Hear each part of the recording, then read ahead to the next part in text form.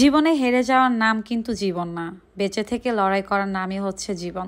Hello everyone, আসসালামু আলাইকুম সবাইকে। আমি Nowshin, welcome back to my new একটা ব্লগ। আশা করি আল্লাহর রহমতে যে যেখানে আছেন আমার সকল আপু ভাইয়েরা অনেক ভালো আছেন। মন ভালো না থাকলেই হচ্ছে ঘুরতে বের হয়ে যায়, অনেক সময় ঘুরতে বের হয়ে মন ভালো হয়ে যায়। তো এই গেমটা খেলতে গিয়ে আমার মনটা ভালো হয়ে গেছে। আগে অনেকবার হচ্ছে এই গেমটা খেলছি, বাট কখনো বেলুন ফুটাতে পারতাম না। একটানা হচ্ছে প্রায় 12টার মতো বেলুন আমি ফুটাইছি। ভাবছিলাম একটা বেলুনও ফুটাইতে পারবো না, কিন্তু যখন 12টা বেলুন ফুটাই ফেলছি তখন মন ভালো হয়ে যায়। তো অনেক গরম ছিল, গরমের জন্য হচ্ছে আমি 2টা লেমন মিট নেই, আর এখানে অনেক রকমের জুস ছিল 30 টাকা 60 টাকা করে।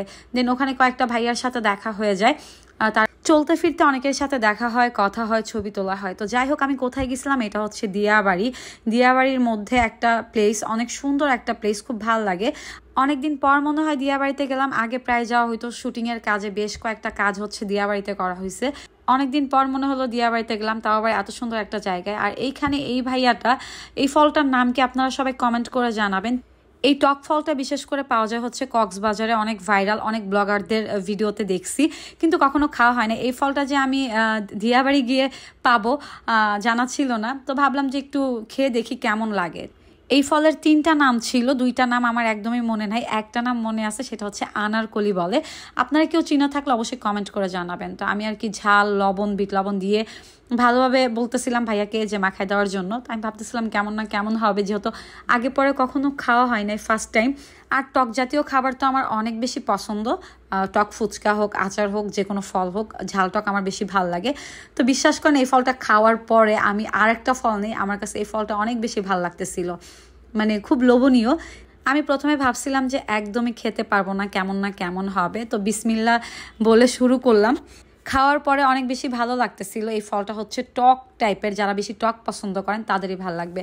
ঘুরতে ফিরতে অনেক আপু ভাইয়াদের সাথে দেখা হয়ে যায়, অনেক ছোট ছোট বাচ্চাদের সাথে দেখা হয়ে যায়, কথা হয়, ভালোই লাগে।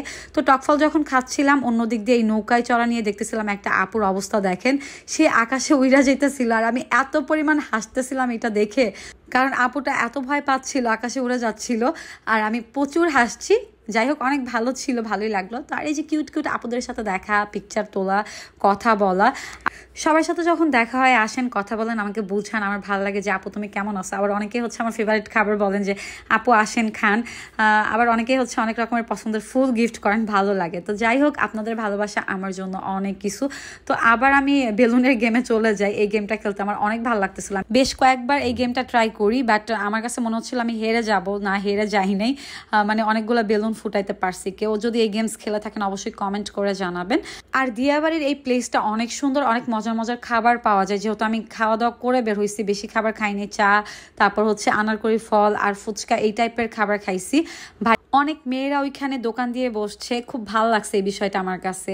হাঁসের মাংস, গরুর মাংস ভুনা, কালা ভুনা, পিঠা, অনেক রকমের দোকান। তো অনেকে রিকোয়েস্ট করতেছিল যে আপু দোকানে আসবেন, খাবেন। তো আসলে ভারী খাবার খেয়ে গেছি বাসা থেকে, এই জন্য আর কি খাবারগুলো ট্রাই করা হয় নাই। ইনশাল্লাহ পরের বার যদি আবার কখনো যাওয়া হয়, প্রত্যেকটা খাবার ট্রাই করে আসবো, আর অবশ্যই আপনাদের রিভিউ দেবো। আর কারা কারা এই জায়গাটায় গেছেন অবশ্যই কমেন্ট করে জানাবেন। তো আজকের ভিডিওটা এই পর্যন্ত। ভিডিওটি ভালো লাগলে অবশ্যই লাইক, কমেন্ট, শেয়ার করে দিবেন, আমার পেজটি ফলো করে দিবেন। সবাই ভালো থাকবেন, আল্লাহ হাফিজ সবাইকে।